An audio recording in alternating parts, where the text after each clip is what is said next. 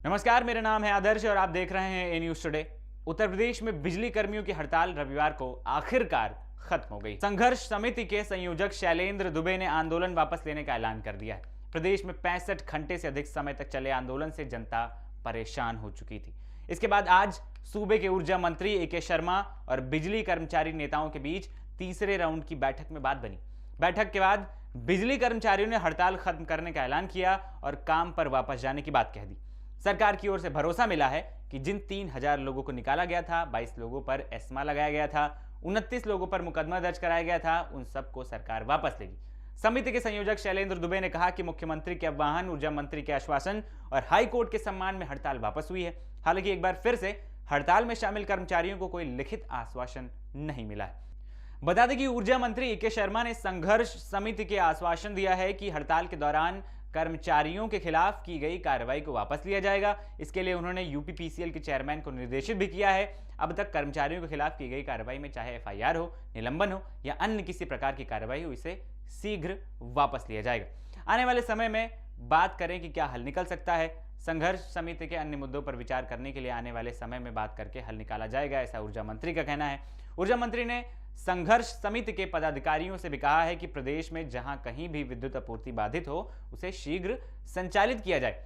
साथ ही कर्मचारी कार्यस्थल पर जाकर अपनी ड्यूटी करें। यह हड़ताल के मुख्य कारण क्या है, ये भी हम आपको बताते हैं। बिजली उत्पादन इकाइयों का निजीकरण, ये एक सबसे बड़ी वजह है जिसकी वजह से हड़ताल लगातार जारी थी।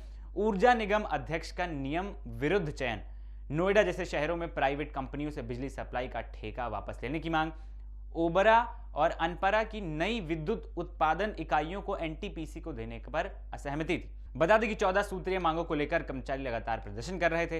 दरअसल बिजली विभाग के कर्मचारी 14 सूत्रीय मांगों को लेकर प्रदर्शन कर रहे थे। इसको लेकर दिसंबर में सभी मांगों को पूरा किए जाने का आश्वासन एक बार दिया जा चुका है। कर्मचारियों की कई मांगों के अलावा संविदा कर्मियों के वेतन और विभाग में हो रही कई अनियमितता को भी दूर करने की मांग शामिल है। मगर इन मांगों पर वादे के बाद भी अमल न होने पर मंगलवार को सभी उपकेंद्र पर मशाल जुलूस निकालकर विरोध प्रदर्शन किया गया था। बिजली विभाग के कर्मियों ने कहा था कि बुधवार से वे लोग हड़ताल करेंगे। इस दौरान कोई सहमति बनती है तो ठीक है, नहीं तो फिर बिजली विभाग के कर्मचारी संयुक्त संघर्ष समिति के नेतृत्व में आंदोलन आगे बढ़ाएंगे। इसके बाद मामले में सुनवाई न होने पर संयुक्त संघर्ष समिति के नेतृत्व में आंदोलन आगे बढ़ गया और सूबे में कई जगहों पर लोगों को बिजली की समस्या से जूझना पड़ा। विद्युत कर्मचारी संयुक्त संघर्ष समिति के संयोजक शैलेंद्र दुबे ने कहा कि बीते 3 दिसंबर को ऊर्जा मंत्री ए.के. शर्मा से हमारी बात हुई थी।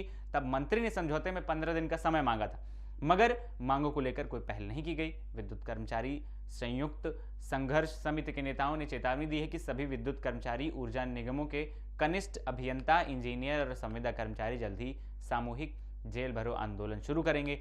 इसी बीच बलिया जिला प्रशासन ने बिना अनुमति ड्यूटी से अनुपस्थित पाए गए बिजली विभाग के कर्मचारियों के खिलाफ मामला दर्ज करना शुरू कर दिया था।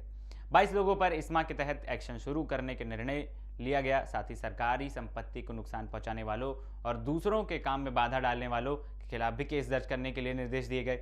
मामले में 29 के खिलाफ मामला दर्ज कर लिया गया। इस कार्रवाई और बात न सुनी जाने पर कर्मचारियों का प्रदर्शन और तेज हो गया। परिणाम स्वरूप विद्युत कर्मी संयुक्त संघर्ष समिति के नेतृत्व में हड़ताल शुरू कर चुके थे और यूपी के प्रमुख शहरों जैसे लखनऊ, बनारस, फर्रुखाबाद, मुजफ्फरनगर, पीलीभीत, इटावा, बिजनौर, गाजियाबाद, चंदौली, मुरादाबाद, रायबरेली, प्रयागराज, कानपुर, फतेहपुर, गाजीपुर, देवरिया, आजमगढ़ और रामनगरी अयोध्या में बिजली आपूर्ति प्रभावित काफी ज्यादा मात्रा में थी।